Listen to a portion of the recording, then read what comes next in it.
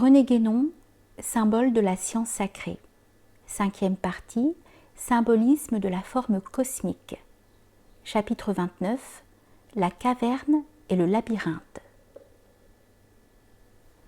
Dans un livre récent, M. Jackson Knight expose d'intéressantes recherches ayant pour point de départ le passage du 6e livre de l'Énéide où sont décrites les portes de l'antre de la Sibylle de Cumes. Pourquoi le labyrinthe de Crète et son histoire sont-ils figurés sur ces portes? Ils se refusent très justement à voir là, comme l'ont fait certains qui ne vont pas plus loin que les conceptions littéraires modernes, une simple digression plus ou moins inutile. Il estime au contraire que ce passage doit avoir une réelle valeur symbolique, se fondant sur une étroite relation entre le labyrinthe et la caverne, rattachés l'un et l'autre à la même idée d'un voyage souterrain.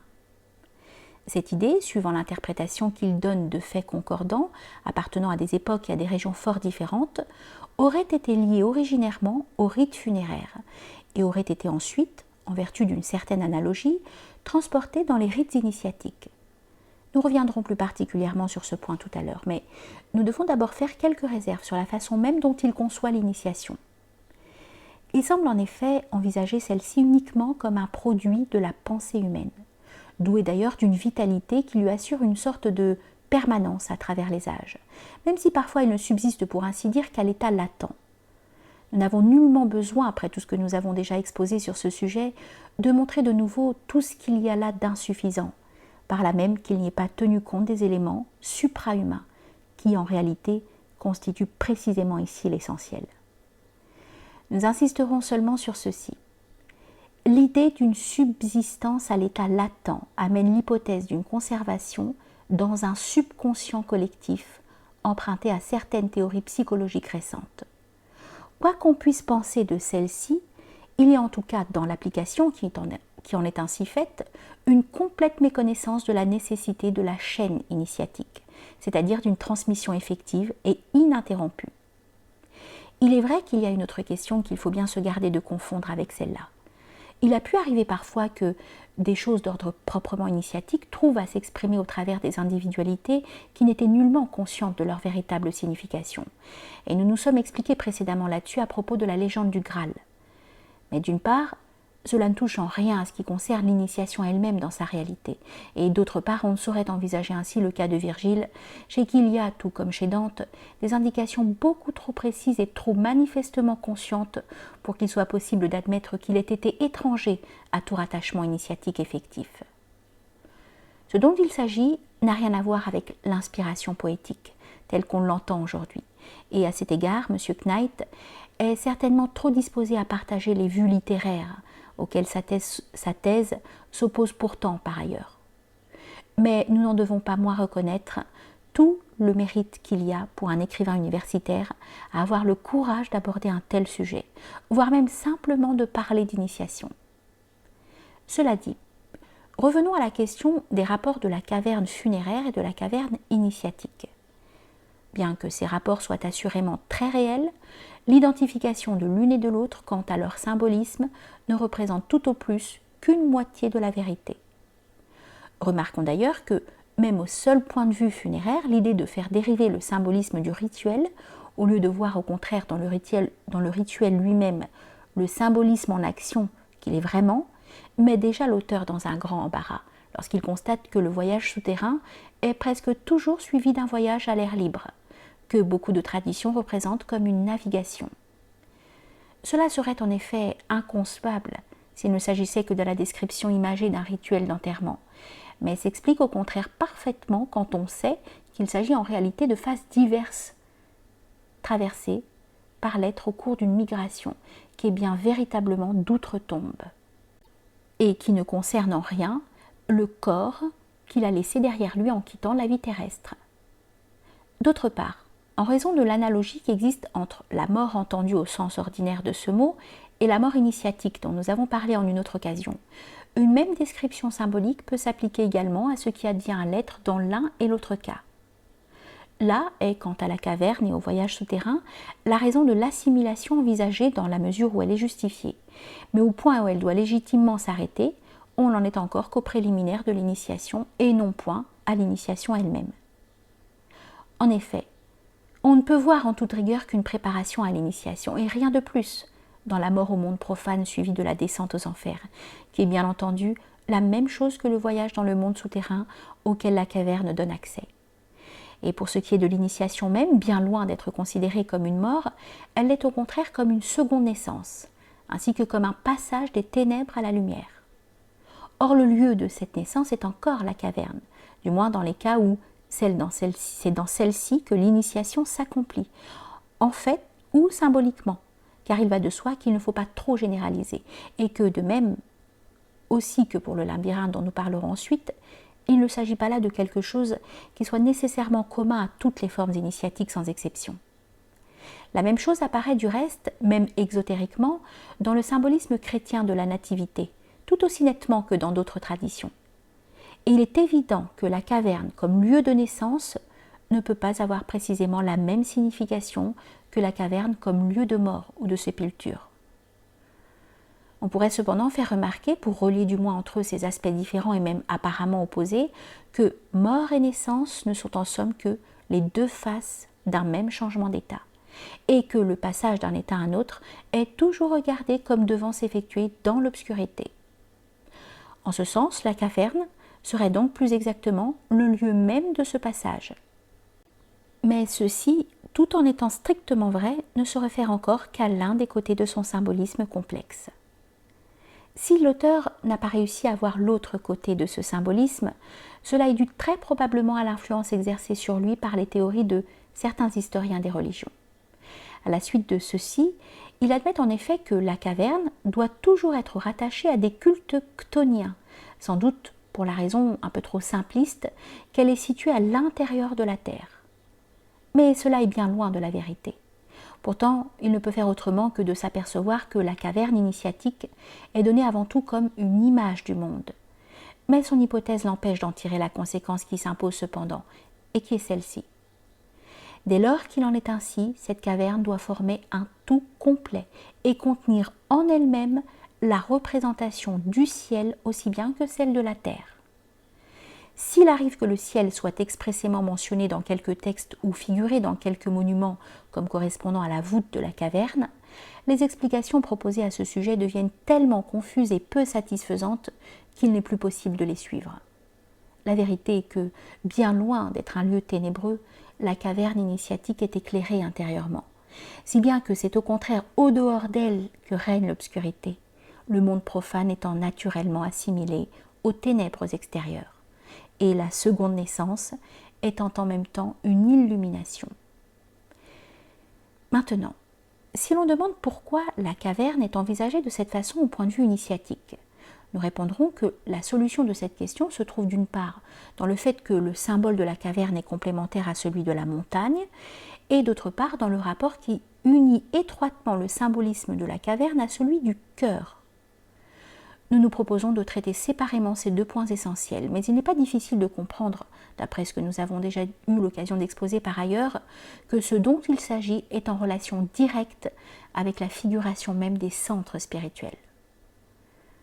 Nous passerons sur d'autres questions, qui, si importantes qu'elles soient en elles-mêmes, n'interviennent ici qu'accessoirement, comme par exemple celle de la signification du rameau d'or.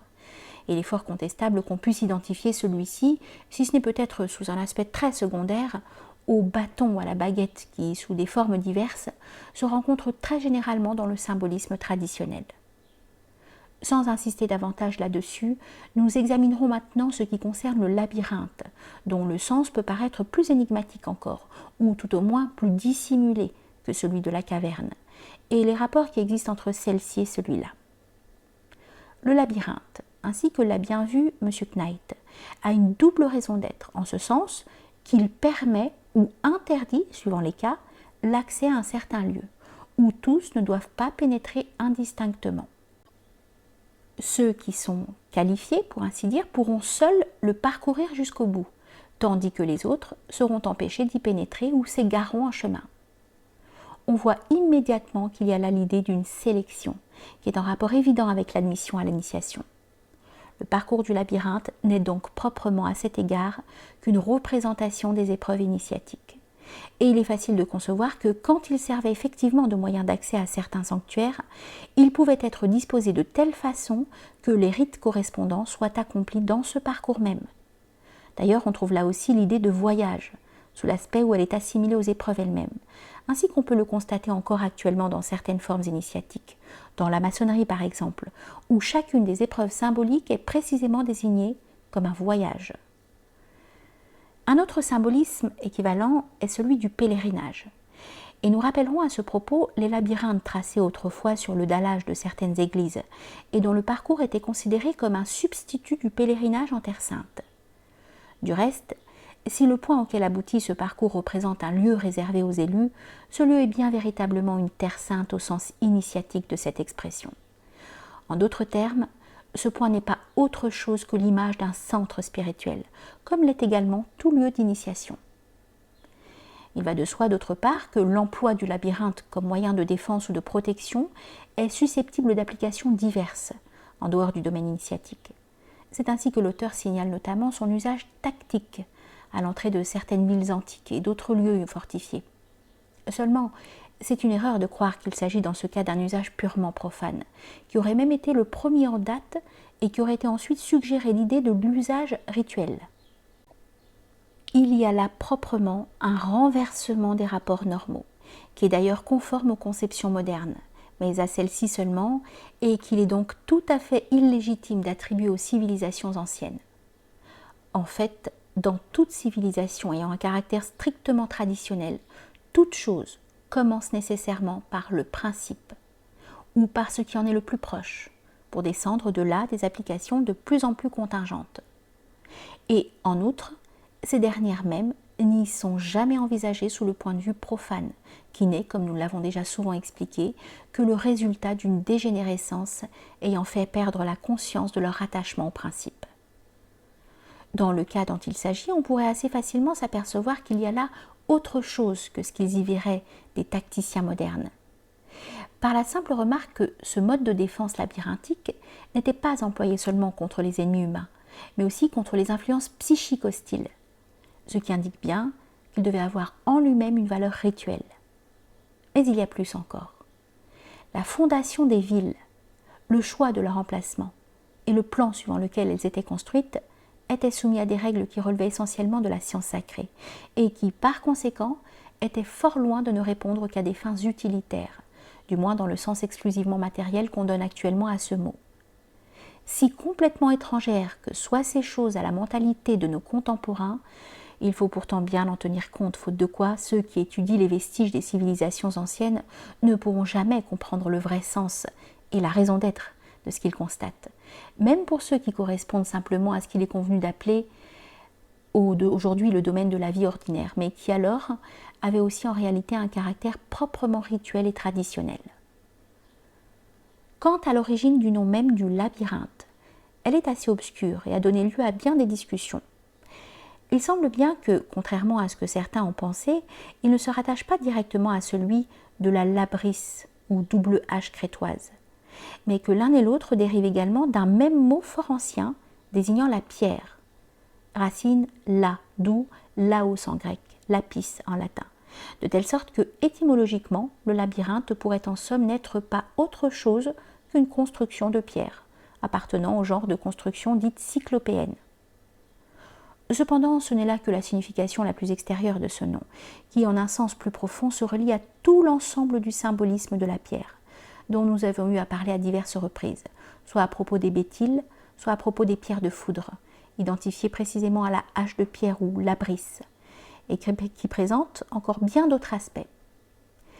M. Smith l'a tout au moins entrevu, car il fait allusion aux hommes nés de la pierre, ce qui, notons-le en passant, donne l'explication du mot grec « laos », dont la légende de Deucalion offre l'exemple le plus connu. Ceci se rapporte à une certaine période dont une étude plus précise, si elle était possible, permettrait assurément de donner au soi-disant âge de pierre un tout autre sens que celui que lui attribuent les préhistoriens. Nous sommes d'ailleurs amenés par là à la caverne qui, en tant qu'elle est creusée dans le roc, naturellement ou artificiellement, tient aussi d'assez près au même symbolisme. Mais nous devons ajouter que ce n'est pas une raison pour supposer que le labyrinthe lui-même ait dû forcément être aussi creusé dans le roc. Bien qu'il ait pu en être ainsi dans certains cas, ce n'est là qu'un élément accidentel, pourrait-on dire, et qui ne saurait entrer dans sa définition même, car, quels que soient les rapports de la caverne et du labyrinthe, il importe pourtant de ne pas les confondre, surtout quand il s'agit de la caverne initiatique que nous avons ici en vue d'une façon plus particulière. En effet, il est bien évident que si la caverne est le lieu où s'accomplit l'initiation même, le labyrinthe, lieu des épreuves préalables, ne peut être rien de plus que le chemin qui y conduit, en même temps que l'obstacle qui en interdit l'approche aux profanes non qualifiés. Nous rappellerons d'ailleurs que, à Cumes, c'est sur les portes qu'était représenté le labyrinthe, comme si, d'une certaine façon, cette figuration tenait lieu ici du labyrinthe lui-même. Et l'on pourrait dire que Énée, pendant qu'il s'arrête à l'entrée pour la considérer, parcourt en effet le labyrinthe mentalement, sinon corporellement. D'autre part, il ne semble pas que ce mode d'accès ait toujours été exclusivement réservé à des sanctuaires établis dans des cavernes ou assimilés symboliquement à celles-ci, puisque, comme nous l'avons déjà expliqué, ce n'est pas là un trait commun à toutes les formes traditionnelles. Et la raison d'être du labyrinthe, telle qu'elle a été définie plus haut, peut convenir également bien aux abords de tout lieu d'initiation, de tout sanctuaire, destiné au mystère et non pas au rite public. Cette réserve faite, il y a cependant une raison de penser que, à l'origine tout au moins, l'usage du labyrinthe a dû être lié plus spécialement à celui de la caverne initiatique. C'est que l'un et l'autre paraissent avoir appartenu tout d'abord aux mêmes formes traditionnelles, celles de cette époque des hommes de pierre, à laquelle nous avons fait allusion tout à l'heure. Ils auraient donc commencé ainsi par être étroitement unis, bien qu'ils ne le soient pas demeurés invariablement dans toutes les formes ultérieures.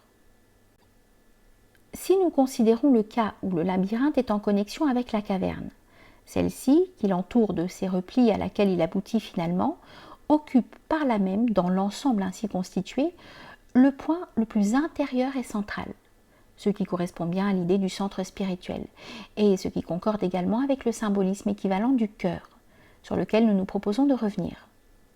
Il faut encore remarquer que lorsque la même caverne est à la fois le lieu de la mort initiatique et celui de la seconde naissance, elle doit dès lors être regardée comme donnant accès non pas seulement aux domaines souterrains ou infernaux, mais aussi aux domaines supraterrestres. Ceci encore répond à la notion du point central, qui est tant dans l'ordre macrocosmique que dans l'ordre microcosmique, celui où s'effectue la communication avec tous les états supérieurs et inférieurs. Et c'est seulement ainsi que la caverne peut être, comme nous l'avons dit, l'image complète du monde, en tant que tous ces états doivent s'y refléter également. S'il en était autrement, l'assimilation de sa voûte au ciel serait absolument incompréhensible. Mais d'autre part, si c'est dans la caverne même que, entre la mort initiatique et la seconde naissance, s'accomplit la descente aux enfers, on voit qu'il faudrait bien se garder de considérer celle-ci comme représentée par le parcours du labyrinthe. Et alors, on peut encore se demander à quoi ce dernier correspond en réalité. Ce sont les ténèbres extérieures auxquelles nous avons déjà fait allusion et auxquelles s'applique parfaitement l'état d'errance, s'il est permis d'employer ce mot, dont un tel parcours est l'exacte expression.